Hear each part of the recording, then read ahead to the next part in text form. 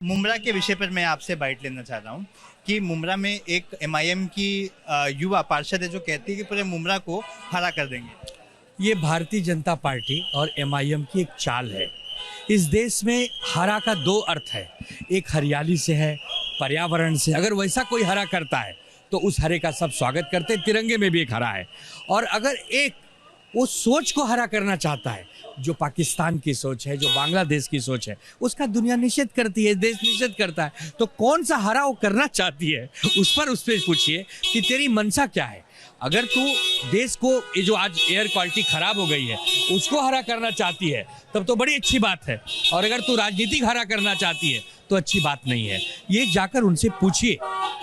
कि हमारी पार्टी का झंडा हरा है, तुम्हें उस हरे की तो हमारे पार्टी का झंडा भगवा है, हम भगवा कर देंगे। सिंपल सी बात है। जिसका जो रंग है वो कर दे। उसको लगता है कि उसका हरा है तो हमारा तो भगवा है।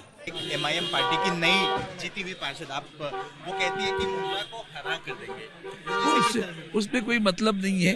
वो एक बच्ची है, बच्ची को क्या उसकी कोई उसको दखल अंदाज करो। उसको पता नहीं राजनीति क्या होती है, वो हिंदुत्व क्या है उसको पता नहीं है। आज का जो भाषण था काफी भावनात्मक था। एक उदाहरण उन्होंने दिया कि हिंदुत्व की पहचान देने वाले बाला साहब ठाकरे थे। हिंदुत्व को एक साथ एकजुट लाया जा सकता है, एक बड़ा मतदान बनाया जा सकता है। ये बाला साहब ठाकरे ने उस वक्त ही सोचा था। बराबर है। और इसे गर्व से कहो हम हिंदू है, ये संकल्पना उनकी थी।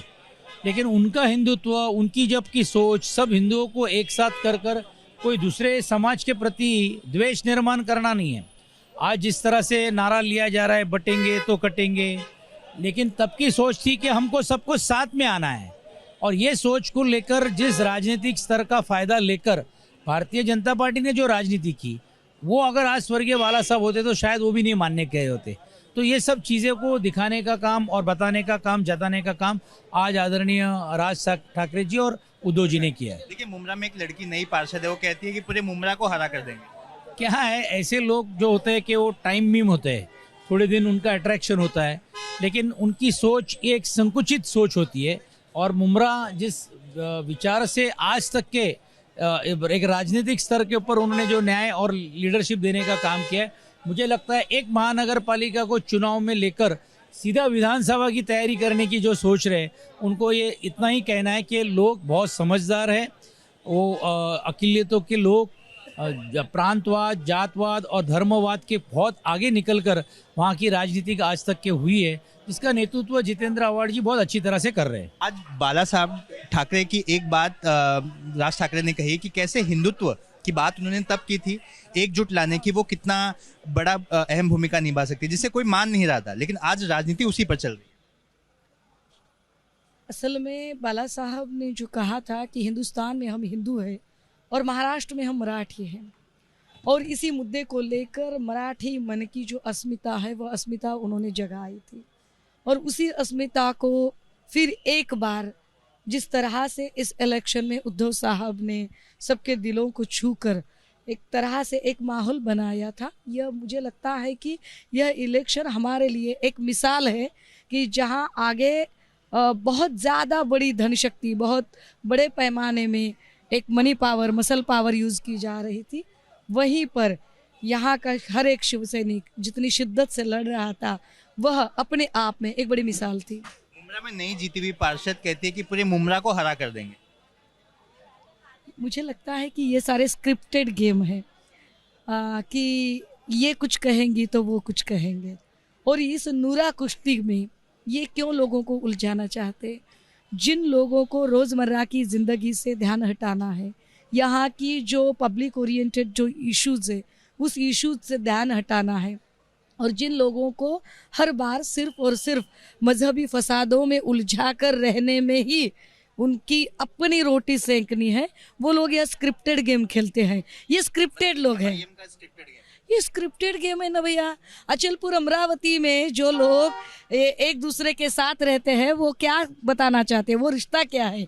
हमें तो अब लग रहा है कि बीजेपी के झंडे में जो हरा रंग है, वो शायद एमआईएम की पहचान बनकर ही रह गया हुआ हरा रंग है। जैसे राज ठाकरे ने कहा कि हिंदुत्व की बात बाला साहब ठाकरे ने उस वक्त की थी जिस वक्त लोगों को विश्वास नहीं था। उन्होंने प्रमोद महाजन जी का उदाहरण भी दिया। तो ये बात सच्ची है, सच्चाई है इसमें, इस बातों में क्योंकि जब कोई हिंदुत्व के बारे में बात नहीं करता तब हिंदुत्व सम्राट शिवसेना प्रमुख माननीय बाला साहब ठाकरे जी ने हिंदुत्व के ऊपर वोट मांगकर चुनाव जीता था। वो पहला चुनाव था डॉक्टर रमेश प्रभु जी का, और उस समय से हिंदुत्व को लोग वोट देते हैं। ये केवल इस दुनिया में एक ही आदमी जो थे वो थे हिंदुत्व सम्राट बाला साहब ठाकरे, जिन्होंने करके बताया। जिन्होंने भविष्य देख लिया था पहले। नहीं, जो बोला वो किया। उन्होंने प्रमोद जी से कहा था, महाजन साहब से, मानने को तैयार नहीं थे वो। नहीं, लेकिन वो सच्चाई किस तरह से है वो कर बताना बड़ी बात होती है ना। केवल भविष्यवाणी करना और सचमुच में करना, उसमें बहुत बड़ी बात होती है। आज हम देख रहे हैं नई जीती हुई पार्षद मुमरा में MIM की, वो कहती है कि पूरे मुमरा को हरा कर देंगे। देखिए, ऐसा है कि ये महाराष्ट्र है, और इस महाराष्ट्र में इस तरह से कोई बातें करे तो केवल भड़काऊ भाषण कर लोगों में दूरी निर्माण करना, इसके लिए किए जाते हैं। ऐसा कुछ होता नहीं है।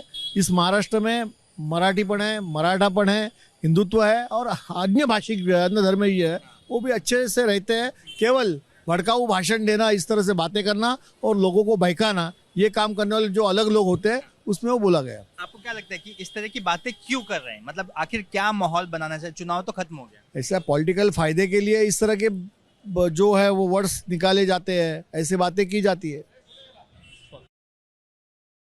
आहे ना, आणि 58,000 मत आहेत आम्हाला माड्यात.